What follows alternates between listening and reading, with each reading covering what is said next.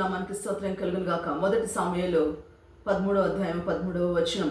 నీ దేవుడైన యెహోవా నీకిచ్చిన ఆజ్ఞను గైకొనక నీవు అవివేకపు పని చేసితివి. అవును ప్రియులారా, ఇక్కడ కొద్దిమందిని మన వాక్యంలో ఎవరైతే అవివేక పనులు చేసి దేవుని ఉగ్రతకు పాలయ్యారు అని చెప్పేసి వాక్యం చూసి మొట్టమొదటిగా చూసినప్పుడు రాజు అయిన సౌలు, దేవుడు ఆయన అభిషేకించాడు. కానీ ఒక సమయంలో రావటం లేట్ అయినందుకు ఆయన ఏం చేశాడంటే తన సొంతంగా దేవుడికి బలు నర్పించాడు.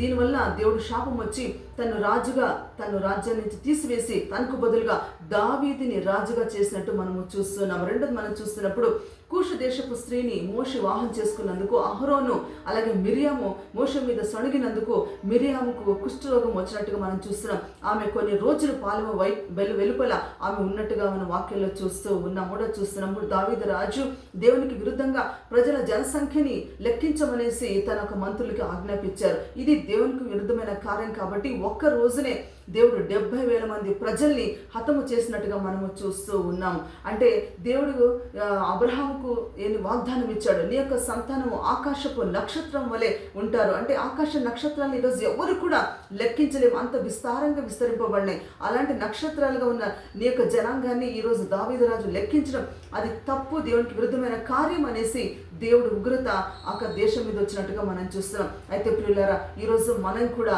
దేవుని యొక్క ఉద్దేశాన్ని తెలుసుకొని ఏది కూడా అవివేకులుగా మనం ప్రవర్తించకుండా ప్రతి విషయంలో దేవుని ఉద్దేశాన్ని తెలుసుకుందాం, దేవుని చిత్తాన్ని తెలుసుకొని ఆయన ఇష్టానుసారంగా ఈ లోకంలో జీవించినట్టు ఆయన చిత్త ప్రకారం నడుచుకున్నట్టే ఖచ్చితంగా మన జీవితంలో ఆశీర్వాదాలు వస్తాయి, శాపాన్ని నుంచి విముక్తులవుతాం. దేవుడి వాక్యాన్ని దీవించి ఆశీర్వదించును గాక.